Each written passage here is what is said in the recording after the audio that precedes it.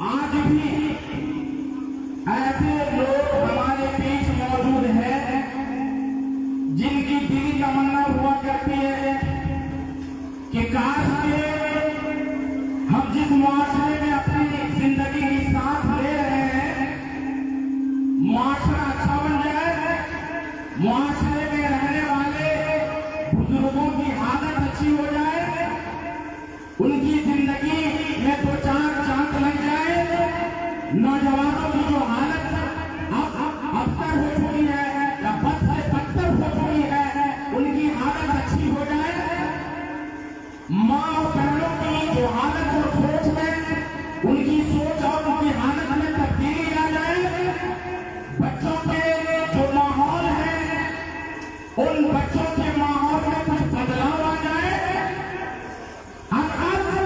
हमारे मुआशरे में अच्छाई, हमारे मुआशरे में भलाई, हमारे मुआशरे में खैर ज्यादा से ज्यादा जमा हो जाए और लोगों को खैर की तरफ हम जितना हो सके उनको बुलाए।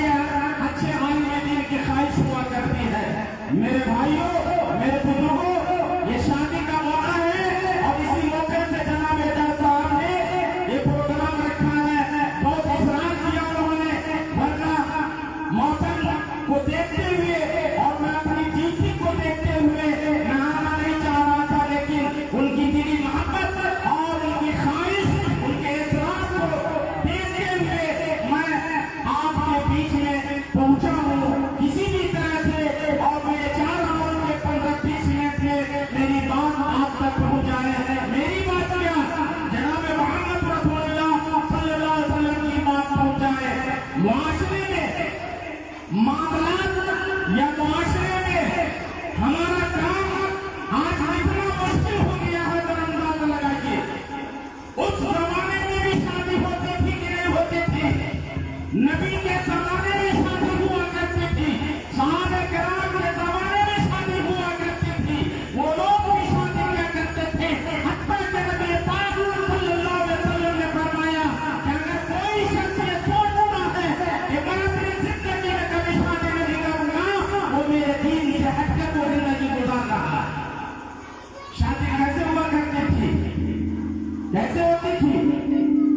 कुरान की सूरतें याद करवा दिया जाता था और ये बाहर से एवज में होता था, शादी हो जाती थी। एक लगेगा फिटकरी लाइन भी चौथा, उन लोगों के सामने एक बड़ा अच्छा से अच्छा मौका, लेकिन हम लोगों के सामने भी वो मौका है, लेकिन उसको हम गनीमत शुमार नहीं करते हैं। वजह क्या है कि हम लोग आज समझ ही नहीं पा रहे हैं कि शादी का ताल्लुक दीन से है, शादी का ताल्लुक इस्लाम से है, शादी का ताल्लुक कुरान से है, शादी का ताल्लुक नबी के फरमान से है, शादी का ताल्लुक नबी की रिसालत से है, शादी का ताल्लुक नबी के फरमान से है। और मुझे आज शादी कितनी भारी पड़ती है एक मुसलमान पर, और ये शादी कितनी महंगी हो गई है एक मुसलमान के लिए। ज़िना सस्ता हो गया है लेकिन शादी महंगी हो गई है। हो गई है कि नहीं हो गई मेरे नौजवान भाइयों? दिल पर हाथ रख के सोचिए, महंगी हो गई, क्यों हो गई है जरा गौर किया? अगर एजाज साहब लाख रुपया जहेज ले दिए होंगे तो हर आदमी जो है ना चेनी बोया कर रहा होगा, देखो ये तो उसने जहेज ले लिया, या किसी साहब ने ले लिया तो उसका चर्चा होता है कि देखो ना हमारा आदमी तो पढ़ा लिखा है, जानता बोलता है, फिर भी जहेज ले लिया कहते हैं। और आपका चर्चा करना सही है, आप सही पर हैं, लेकिन उससे आगे की बात, उससे बड़ी बात आपने नहीं समझा है, उससे बड़ी बात आपने नहीं जाना है। तो इस्लाम आपसे 400 साल पहले लोगों को बताया था और लोगों को समझाया था कि लोगों जब इस्लाम के पर चलोगे तो तुम्हारे लिए शादी सस्ती हो जाएगी, सस्ती हो जाएगी। कैसे सस्ती होगी? आज आप भी जानते हैं कि झगड़े के जो जड़ है वो जन है, औरत जन है, औरत जर है, जमीन है, जर, जमीन। आज ये तीन चीजें झगड़े की जड़ें हैं। झगड़ा कहाँ होता है? देख लीजिए, पैसे का बंटवारा सही से नहीं हुआ होगा, कहाँ होगा? जमीन का बंटवारा सही से नहीं हुआ होगा, झगड़ा होगा। औरत के जरिए शैतान ने कोई लफड़ा लगा दिया, झगड़ा होता है।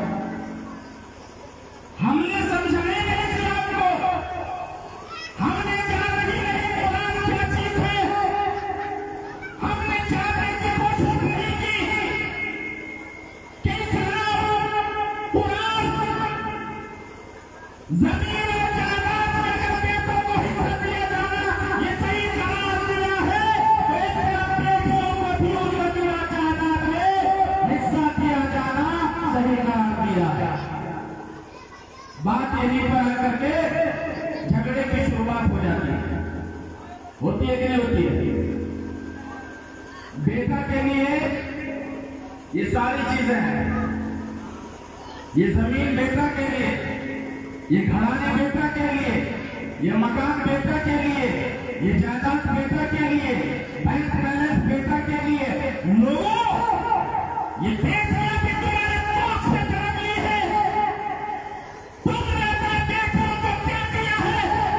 इस्लाम ने तुम्हारी जायदाद में बेटों का हिस्सा भी करा दिया है। क्या इस बात को लोगों ने जाना? क्या इस बात को लोगों ने कुरान में कहा है? क्या इस बात को लोगों ने किसी मौलवी से जाकर पूछा है? नहीं पूछा। नमाज कैसे कबूल होगी? रोजा कैसे कबूल होगा? ज़कात कैसे कबूल होगी? या तो सारा का सारा माल हड़प कर रहा है, और किसके लिए? बेटा के लिए।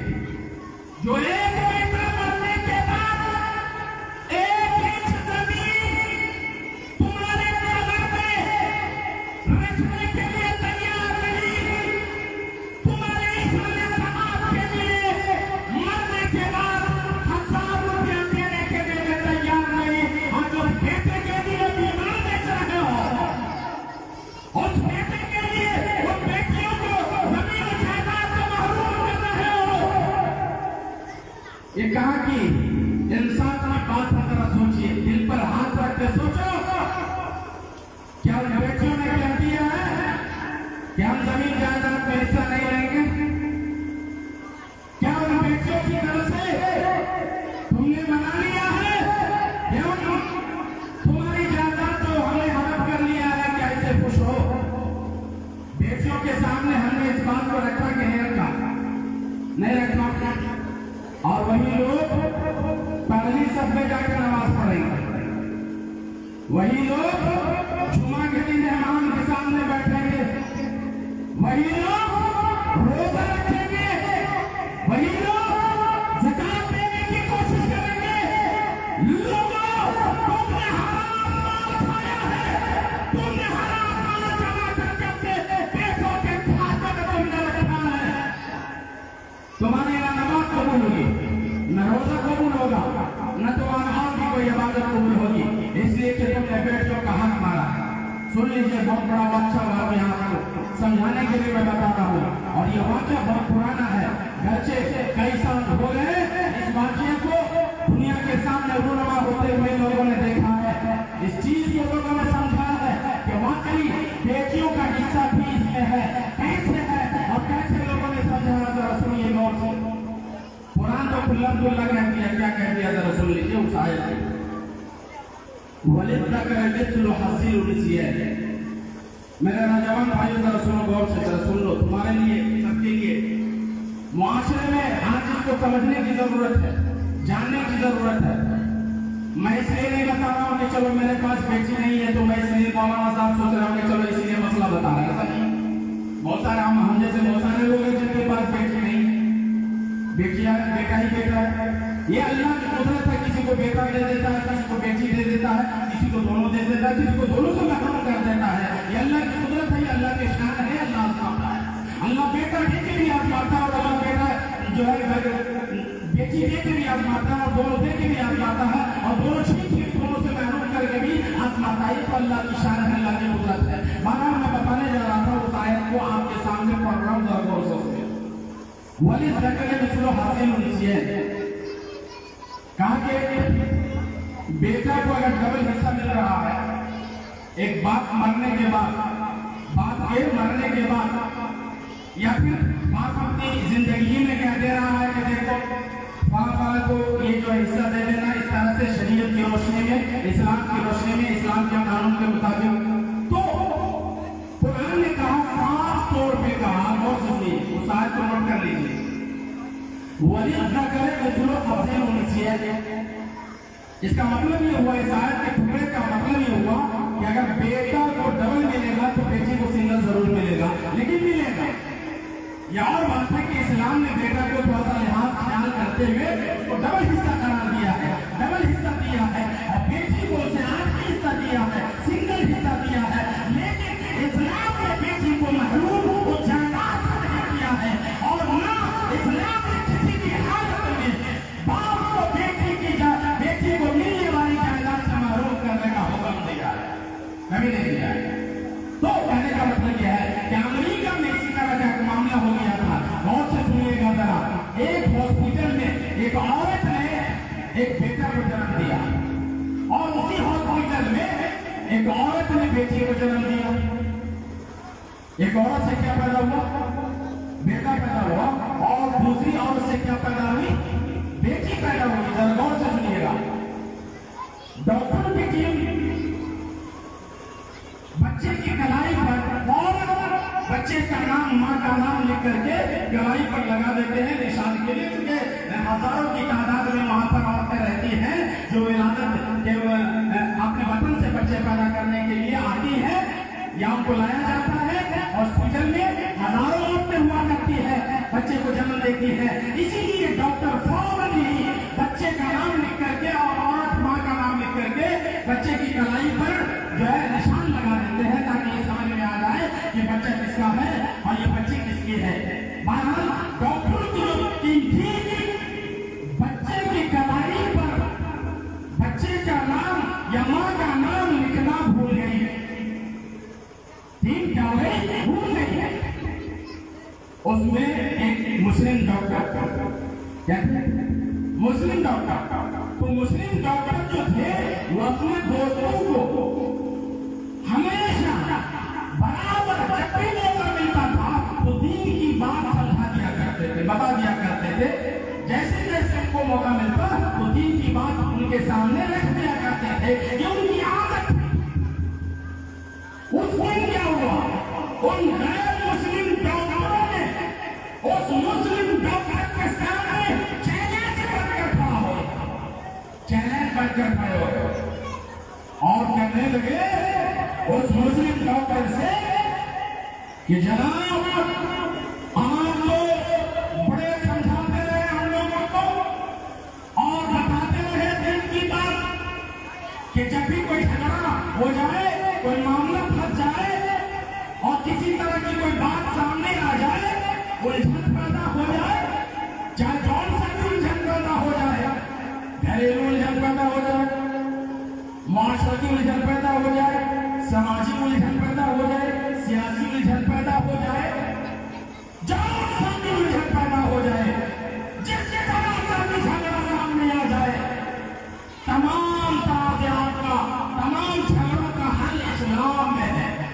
ये मुस्लिम डॉक्टर अपने गैर मुस्लिम डॉक्टरों से बताया करते थे और उनके सामने इस्लाम की खूबियां, इस्लाम की अच्छाइयां रखा करते थे। सुनिएगा तवज्जो के साथ, बात कहीं से कहीं निकल जाएगी आपके ध्यान से, फिर कहिएगा कि मौलाना साहब क्या कह रहे थे।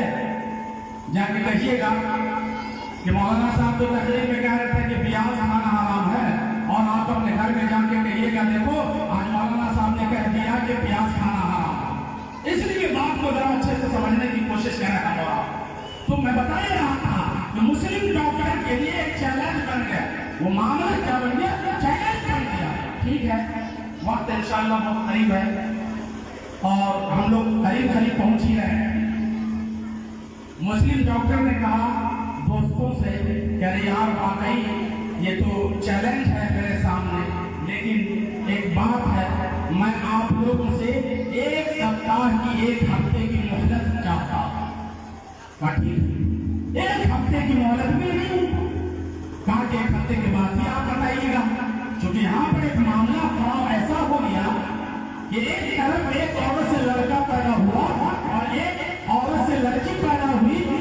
अब उस जमाने में भी और आज के जमाने में भी औरत ज्यादातर यही ख्वाहिश रखती है, औरत यही चाहती है कि पहले पहले बच्चा लड़का पैदा हो, बेटा हो जाए, बेटा कहती है ना, अक्सर औरतें कहा करती है कि बेटा हो जाए, बेटा पैदा हो जाए, या बेटा दे, बेटी की दुआ कोई नहीं करता है ना, बहुत कम लोग करते हैं। वही सोचते हैं ना कि जब शादी का वक्त आएगा तो 5 लाख जगह कहाँ देने के लिए कहाँ से लाएंगे, 10 लाख कहाँ से लाएंगे। इसी के लिए अक्सर औरतें यही कामना करती है कि या अल्लाह बेटा देना और बेटी बाद में देना, अगर हो सके तो लास्ट में एक दे देना। तो ये मामला बड़ा मसला खड़ा हो गया ना। वो औरत भी चाह रही थी जिसके कोख से, जिसके बदन से बेटी पैदा हुई, वो औरत भी यही चाह रही थी कि ये लड़का मेरा है और ये लड़का मेरे बदन से पैदा हुआ है, मेरे कोख से ये बच्चा पैदा हुआ है। दूसरी तरफ जिस औरत के कोख से, बदन से लड़का पैदा हुआ था, हकीकत में वो औरत कहने लगी नहीं, ये लड़का तो मेरा है, ये बच्चा मेरा है। वो औरत कह रही है बच्चा मेरा है। बड़ा मसला खड़ा हुआ नहीं हुआ और बड़ा तनाज़ुर पैदा हो गया। झगड़े की बात है कि नहीं है? उस मुस्लिम डॉक्टर ने जो एक सप्ताह की मोहलत मांगा और कहा कि एक हफ्ते के बाद इस मसले का हल आपके सामने इंशाअल्लाह हम पेश कर देंगे। और वो आदमी यानी वो मुस्लिम डॉक्टर जो अमेरिका के बहुत बड़े हॉस्पिटल में वो जो है ड्यूटी क्या करता था, मिस्र का नाम भी आपने सुना होगा, जामिया है जो बहुत बड़ी यूनिवर्सिटी है, वहां गया और वहां के उलमा से, वहां के मशाइख से, वहां के मुस्लिम पंडितों के सामने इस मसले को रखा के देखिए। अमेरिका के हॉस्पिटल में एक बहुत बड़ा तनाज़ुर पैदा हो गया है और वो मसला खड़ा हो गया है। उसी मसले के हल के लिए आपके सामने हम आए हैं। चुनांचे वहां के मौलवियों ने, वहां के मुस्लिम पंडितों ने यही आयत का टुकड़ा पढ़कर सुनाया, कि देखो जमीन और जायदाद के बंटवारे में बेटों को तो डबल हिस्सा मिलेगा ही, लेकिन बेटियों को भी सिंगल यानी आधा हिस्सा मिलेगा। अब मैं इतना जानता हूं। डॉक्टर था, डॉक्टर होते हैं, वो भी अमेरिका के हॉस्पिटल का डॉक्टर कैसा होगा? इशारा समझ गया, बात समझ में आ गई, कहा कि चलो मसले का हल तो समझ में आ रहा है। और उन दोनों औरतों के दूध को टेस्ट किया गया। बहुत सुनिए, उन दोनों औरतों के तो पता लगाने के बाद मालूम ये हुआ कि जिस औरत के बदन से, बहुत सुनिएगा, जिस औरत के पेट से या जिस औरत ने लड़का बेटा जन्म दिया था, उस औरत के पेशाब में दूध की मिकदार डबल पाया गया। और जिस औरत से, जिस महिला से और जिस खातून से जो बच्ची पैदा हुई थी, उस खातून, उस महिला के पेशाब में दूध में डबल की मिकदार नहीं थी, दूध की मिकदार डबल नहीं थी, बल्कि उससे कम थी।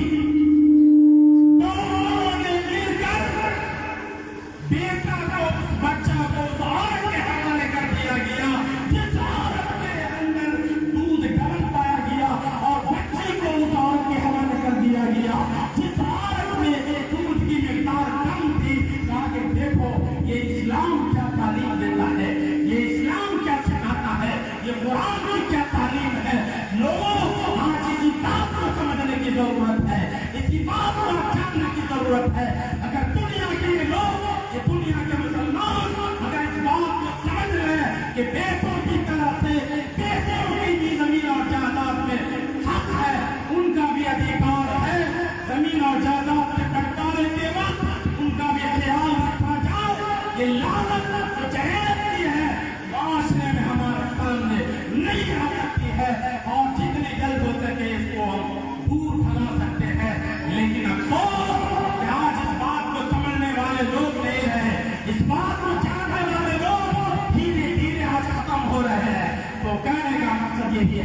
कि आज प्रैक्टिकल में आज हम इस्लाम पर अमल करने में हम कामयाबी हासिल कर सकते हैं, हम भलाई पा सकते हैं। और हमें अखलाक से, अखलाक का मतलब यही है कि हम अमल करके हम जो है किसी की जिंदगी को बदल सकते हैं, हम मुआशरे को बदल सकते हैं। क्या वक्त हो चुका है साहब जी? हो गया है, खत्म कर दिया जाए। चलिए माशाअल्लाह, बहुत अच्छी बात है। तो बस एक लाइन में आप समझ लीजिए जो मेरी बात है, जो आप तक जिस पैगाम को मुझे पहुंचाना है, नबी पाक सल्लल्लाहु अलैहि वसल्लम के जरिए जो दीन हम तक पहुंचा है, यूं ही नहीं पहुंच गया है। बनाए मेहनत नहीं, बनाए कोशिश के ये दीन हम तक नहीं आया है। आपके जिस्म पर ओझरियां डाल दी गई, आपके जिस्म पर लवाजत गंदगी डाल दी गई, आपके बाहों पर कांटे बिछाए गए, आपके घर के सामने कचरा लाके डाल दिया गया और आपने उसे उस तक नहीं कहा। आप सहते गए, बर्दाश्त करते गए और तब जाकर के दीन मक्का से बाहर मदीने में, मदीने से बाहर पूरी दुनिया में, अरब से लेकर अजम तक, मशरिक से लेकर मगरिब तक, शिमाल से लेकर जुनूब तक, पूरी दुनिया में ये दीन हम तक को पहुंचा है, अखलाक की बदौलत पहुंचा है। और नबी पाक सल्लल्लाहु अलैहि वसल्लम की अखलाक, सुनहरे अखलाक की बदौलत ये पूरी दुनिया में दीन फैलता चला गया है। अल्लाह ताला से दुआ करें कि अल्लाह ताला हमें भी इस दीन पर अमल करने की तौफीक अता फरमाए, ताकि हम